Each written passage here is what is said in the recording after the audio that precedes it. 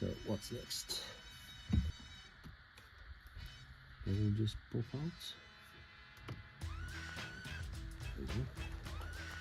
I don't know. Okay. There is a bolt underneath there. There is a sleeve, like a plastic sleeve on top there. And now it should be just be pulled out like this.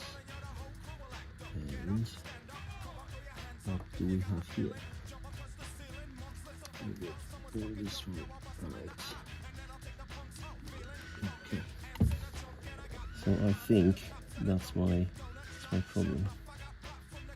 This ignition switch.